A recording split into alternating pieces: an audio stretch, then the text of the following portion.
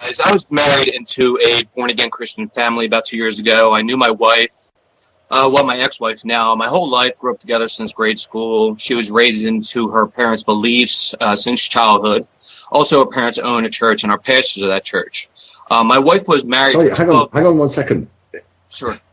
They own a church? Yes, they own and run a church. They're pastors of the church. And she was a pastor, too, at a time. They're the pastors, right. It's not their own denomination of...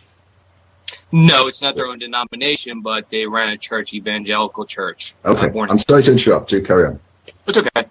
My wife was married 12 years prior to me, and she was abused mentally, verbally, and physically by her ex-husband, which was also a born-again Christian. Now, psychologically, she was trapped in her faith, as I learned after the fact. At that time, it was hard, maybe impossible for her to get out of it. After 12 years, she broke down mentally when she was still in her prior relationship with her ex-husband. She broke down mentally and lost her faith in God, blaming him for the years of abuse that he didn't fix. She was a pastor for years, ran youth group, and did missionary trips to Africa so she can escape her abusive husband. God never helped her, given the years of dedication that she was praying for. Now, I witnessed the destruction of this after her and I married 2 years ago. Her parents are the most discriminative, immoral people I ever met in my life. I would like to know your thoughts on why it's so hard for the devout religious that have been brainwashed over the years to escape these fairy tale fallacies. In my experience, it seems it creates psychological instability, living like a slave in fear, basically walking on eggshells like my wife did. I've always told her, can you believe something that is real with no overwhelming evidence, knowledge, facts? She really could not give me a solid, rational answer. So just your thoughts on that. Well, I'm going to start with Andy, please, if I may, because this is his field. And also, Andy, if you could just address this point. Do you deal in your professional capacity with situations such as this on a regular basis? Have you come across them in the past as well? Perhaps you could address that as well as the question. Thank you. Well, first of all, my condolences. I suspect that was not an easy situation to be in, and you said that the marriage is now ended, and that's never easy. And I think you have to do two things. One, you have to look at the individual, and from what you say, your former wife lived a very difficult life, that she had parents that were highly invested in the religion, and that to be in the family, she probably had to accept the faith. And if you live in that kind of situation, as we've talked about earlier, it becomes part of one's identity. And then she had a very abusive first marriage, which leaves its scars. To the more general question you asked about why it's hard for people to leave the faith, it is, I think, often because it means a loss of relationships. It's a disruption of those attachment bonds. And even if we have troubled relationships with our parents and family, the idea of losing them, of rupturing those attachment bonds, is something that is incredibly difficult. And I think a lot of people stay in their faiths because the fear of the loss of the loved ones, the loss of those extended family. As to the question about whether I deal with this in my practice, actually not as often as I would expect, given that I live in the Bible Belt, and given that, at least locally, my views are known. And when I do see it, it is generally that issue. It's the fear of loss of being alone, of being basically excommunicated from family. And it's a terrible bond. And I think it causes a lot of pain and struggle. I mean, this is an account that I've heard many times before from people I've spoken to. When they go through this deconversion process, which normally takes many years, one of the final hurdles that they actually find the most difficult to get over is coming out to friends and family. Mm-hmm. Well, and it's particular family, and I live 90 miles north of Jerry Falwell's empire, and I have had patients who come to the University of Virginia as students whose families are deeply involved either with Thomas Road Baptist Church or Liberty University. And it has been extraordinarily painful for them when they lose their faith, and most of the time they don't reveal it to their parents. But you can't hide those kind of things, and so they end up spending less and less time at home, being more and more estranged from their parents or their siblings, and it's a real hardship, and it causes genuine distress in them. It was just hard for me because when she got out of it is when we first met. And then when we met, she had no faith in God anymore. But her parents, of course, had that strong faith. Now, her parents could not accept me for the person who I was. And my wife has admitted to her parents that this guy that I'm about to marry and did marry made me the happiest I have ever been happy in the last 12 years. Why can't you accept that? And her parents could never come up with a rational answer and saying, we can accept this because of these reasons, but they could not come up with an answer. They would just say, this is what we believe in, and they actually portrayed me to her and actually said to, not only to me, not only to her, not only to her 4 kids, that I am the Antichrist, I am the devil, and it came up on a daily basis and a weekly basis after we married. They never came to our wedding. Her brothers, which are devout Christians, never supported the wedding, never came to the wedding, never got a card, never got, congratulations, congratulations on your marriage. They never accepted it, and that's what really upset me. That there's people out there that cannot accept a person for who they are, but only based on their religious views, which I believe this is a danger to society in general. And I don't mean to self-promote my YouTube channel, but I do have a 90-minute series on me being an atheist married to a born-again Christian. If you guys want to check it out, it's my name. But I don't want to self-promote, but it's a really good series. No, I think you should do. And what I will also do is, if you're happy for me to do so, when these are put on to YouTube, I'll add a link to it. Okay, I think this sort of account should be heard. If you're happy to do it, send me the link. I'll add it. Sorry. Yeah, it's very informative. I think this speaks to Christopher Hitchens' point that religion poisons everything, and here it poisons the relationship that it's hard to find one that you deeply love and who loves you, and to make a good relationship in a marriage. It's a very difficult thing to do, and for religion to poison parents' ability to be happy for their daughter and to support a marriage and a love relationship, that's a tragedy. And I think you see it all the time. I'm sorry, go ahead. I'd like to hear what the others have to say, but this is one example of why I feel like, and that's why I loved Hitchens. I think he put it so well. Hitchens, that religion poisons everything, and here it poisons some of the most fundamental and important of human relationships. All right. And I tried never interfere in her relationship with God because she sort of still had sort of a minute respect for God, and I was a devout atheist at that time, if I could even say that word. And I actually showed her the God delusion. I'm like, I never promoted atheism on her. I always let her believe what she wanted to believe, and we accepted each other for who we are. And I never told her kids about atheism and what it's about. I never interfered in that way whatsoever. I just showed her, she's like, why do you believe it? I was like, well, I read books like this, and that. I try to show her the God delusion, but she sort of skimmed through it, but she didn't want to read it because I feel that it would end her deconversion stages, which I didn't want to really promote too much. I said, if you don't want to read it, that's fine. And that's the end of the story. But Aaron Ralph, I'm sorry. That's quite all right. I mean, I've had family members that I've had to deal with in that same way, where I have to tell them that you belong to a belief system. That means that there are required beliefs and there are prohibited beliefs. I am a free thinker, which means I don't care what you believe.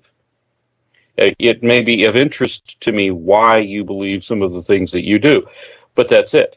You are not required to believe anything for my sake. I mean, but Jesus supposedly said that husbands would be torn from their wives and children from their parents, all for the belief in him.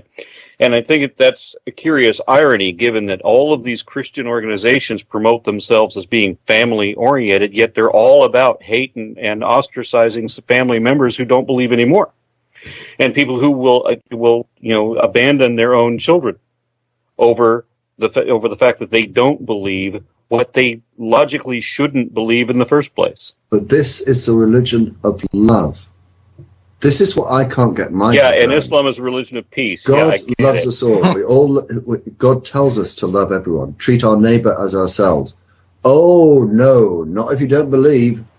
Then you are the Antichrist. You're even.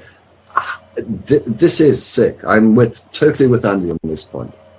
This sort of thing poisons personal situations and personal lives in the way that we're just hearing about. Well, it poisons the most important and cherished relationships.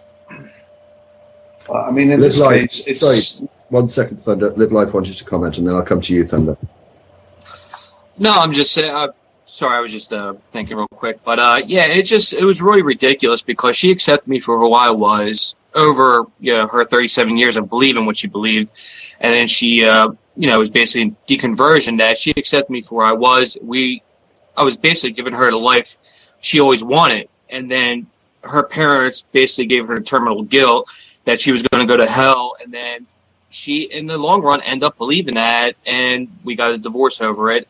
But I heard that she lost her house, she lost her kids, the ex-husband got the kids now, and she's just in a worse spot that she was with me. Now, that just not proves my point to her, but it's pretty sad that she's in the situation she is currently. Sorry. No, it does sound like certainly a personal tragedy for her and also for you. Mm-hmm. Thunder. I mean, the religion poisons everything, either consciously or unconsciously. In this case, it's maybe not obvious that this religious sect is actually really pushing this, but the Mormons certainly do. And the game that's being played is to maximize the barrier to exit and thereby reduce the rate that people leave, to make it harder for people to leave.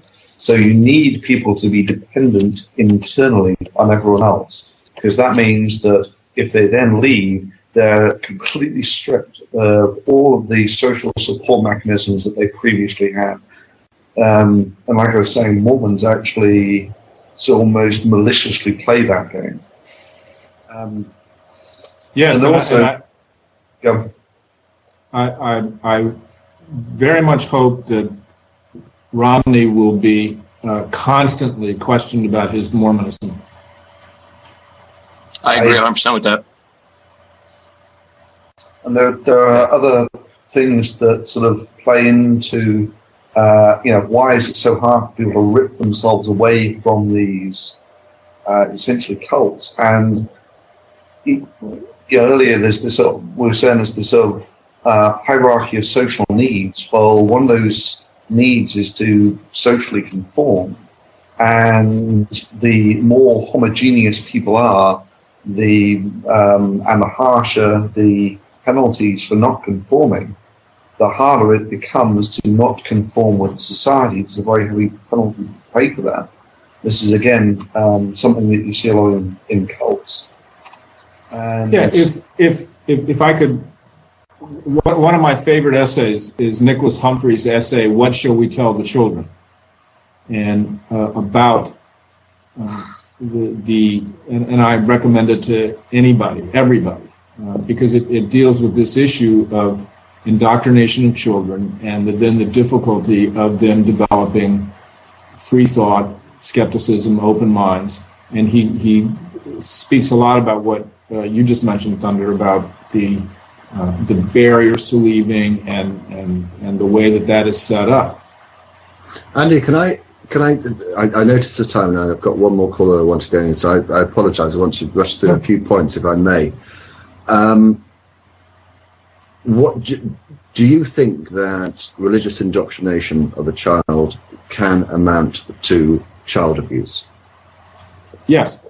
What are the long-term effects, so far as the development of that child and the damage that is done to that child? Well, I think our last caller gave us a more vivid example than I could. I think that's what he was describing.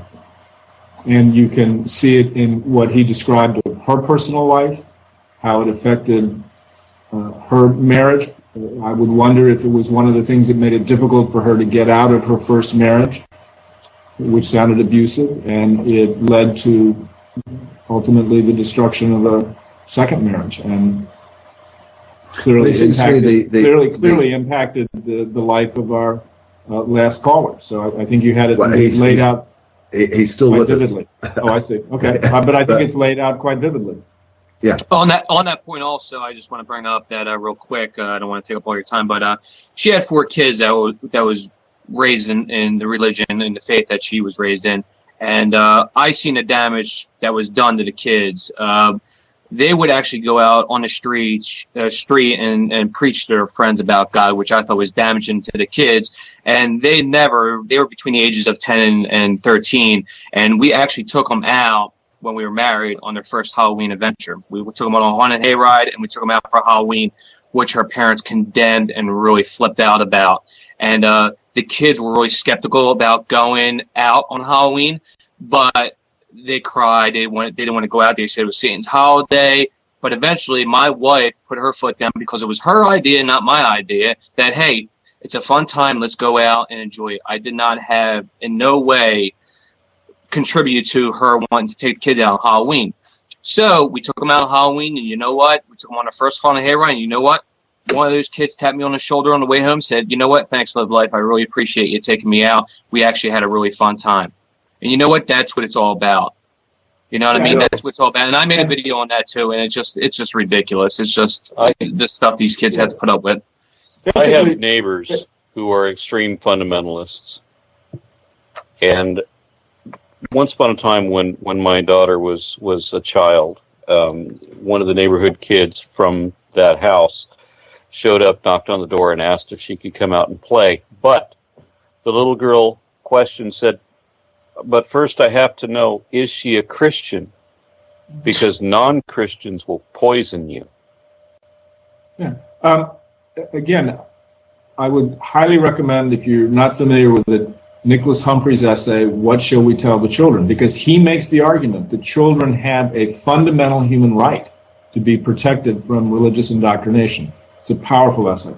Oh, I agree. So agree with totally that. agree. I would just raise one thing, though. I think that Concordance should write a book on what to tell children, because if his 7-year-old child has reached the conclusions that he has at that age, without any form of indoctrination, just a bit of encouragement, then I think I'd love, I know this sounds really gay and everything, but I would love to have had someone like Concordance as my dad.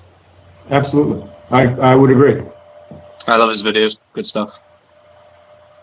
Can I just change this? Coming back You can. Can I just, before you do, Thunder, can I just say, Live Life, thank you very much. I'm going to move on because I noticed... Thank you. I appreciate your time.